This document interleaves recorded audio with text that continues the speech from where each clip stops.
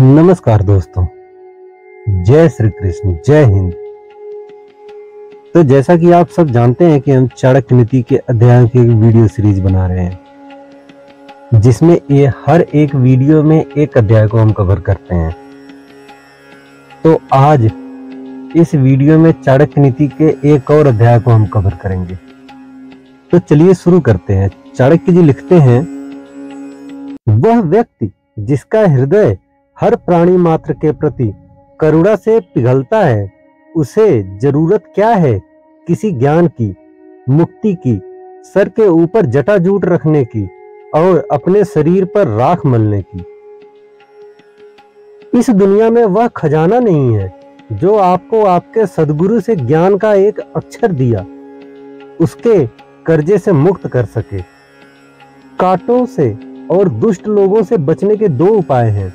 पैर में जूते पहनो और उन्हें इतना शर्मसार करो कि वो अपना सर उठा ना सकें और आपसे दूर रहें। जो अस्वस्थ कपड़े पहनता है, जिसके दांत साफ नहीं, जो बहुत खाता है, जो कठोर शब्द बोलता है, जो सूर्योदय के बाद उठता है, उसका कितना भी बड़ा व्यक्तित्व क्यों न हो, वह लक्ष्मी की कृपा से वंचित रह जाएगा। जब व्यक्ति दौलत खोता है तो उसके मित्र, पत्नी, नौकर, संबंधी उसे छोड़कर चले जाते हैं, और जब वह दौलत वापस हासिल करता है तो ये सब लौट आते हैं। इसलिए दौलत ही सबसे अच्छा रिश्तेदार है।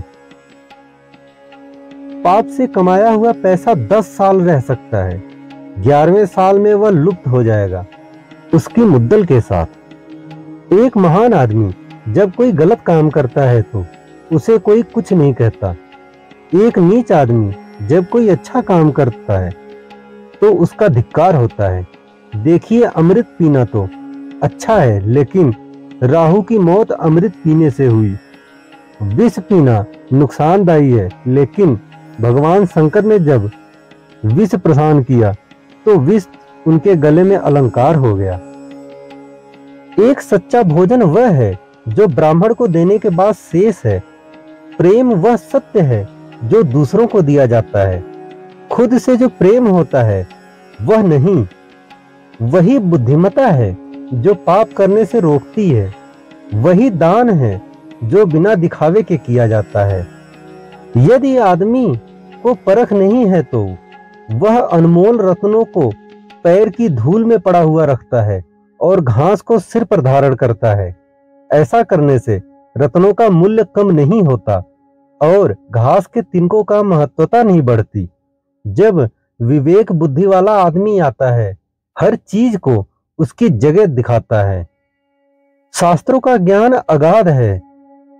वो कलाएं अनंत हैं जो हमें सीखनी चाहिए।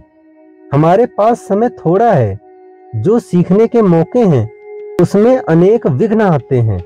इसलिए वही सीखें जो अत्यंत महत्वपूर्ण है।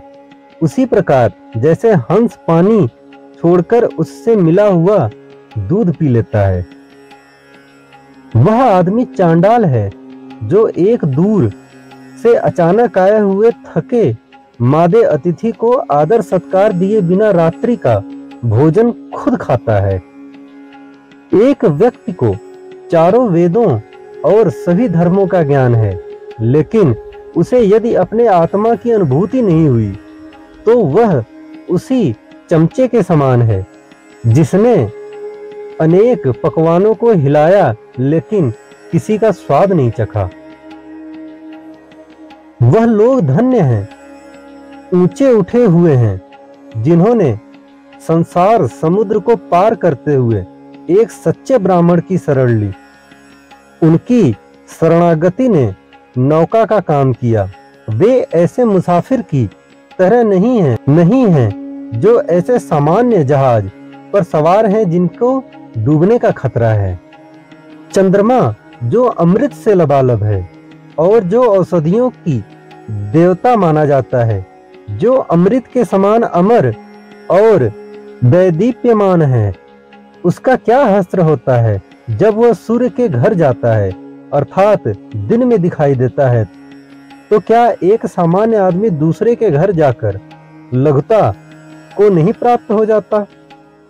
यह मधुमक्खी जो कमल की नाजुक पंखुड़ियों में बैठकर उसके मीठे मधु का पान करती थी, वह अब एक सामान्य कुटज के फूल पर अपना ताव मारती है। क्यों कि वह ऐसे देश में आ गई है जहां कमल है ही नहीं, उसे कुटज के पराग ही अच्छे लगते हैं। हे भगवान विष्णु, मेरे स्वामी, मैं ब्राह्मणों के घर में इसलिए नहीं रहती क्योंकि अगस्त ऋषि ने गुस्से में समुद्र को, जो मेरे पिता हैं, पी लिया। भृगु मुनि ने आपकी छाती पर लात मारी। ब्राह्मणों को पढ़ने में बहुत आनंद आता है और वो मेरी स्पर्धक हैं। उस सरस्वती की हरदम कृपा चाहते हैं और वे रोज कमल के फूल को, जो मेरा निवास है, जलाशय से निकालते हैं और भगवान शिव की पूजा करते हैं। दुनिया में बांधने के ऐसे अनेक तरीके हैं जिससे व्यक्ति को प्रभाव में लाया जा सकता है और नियंत्रित किया जा सकता है। सबसे मजबूत बंधन प्रेम का है। इसका उदाहरण वह मधुमक्खी है जो लकड़ी को छेड़ सकती है लेकिन फूल की पंखुड़ियों को छेदना पसंद नहीं करती, चाहे उसकी जान चली जाए। चंदन कट जाने पर भी अपनी महक नहीं छोड़ते। हाथी बूढ़ा हो जाने पर भी अपनी लीला नहीं छोड़ते। गन्ना निचोड़े जाने पर भी अपनी मिठास नहीं छोड़ता। उसी प्रकार ऊंचे कुल में पैदा हुआ व्यक्ति अपने उन्नत गुणों को नहीं छोड़ता, भले ही उसे कितनी भी गरीबी में क्यों ना बसर करना पड़े। रुक्मिणी भगवान से कहती हैं, हे केशव, आपने एक छोटे से पहाड़ को दोनों हाथों में उठा लिया। वह इसलिए स्वर्ग और पृथ्वी दोनों लोकों में गोवर्धन कहे जाने लगे। लेकिन तीनों लोकों को धारण करने वाले आपको मैं अपनी कूंचों के अगले भाग से उठा लेती हूँ, फिर उसकी कोई गिनती ही नहीं होती। हे नाथ, बहुत कुछ कहने से कोई प्रयोजन नहीं। यही समझ लीजिए कि मैं बड़े पुण्य से यह प्राप्त होता है। तो इस वीडियो में हमने चाणक्य नीति के एक और अध्याय को कवर किया। अगर आपको हमारी वीडियो पसंद आ रही है तो हमारे वीडियोस को लाइक और चैनल को सब्सक्राइब करें और हमारे वीडियोस को शेयर भी करें। तो मिलते हैं चाणक्य नीति के एक और अध्याय में। तब तक के लिए good bye, good wishes and thank you.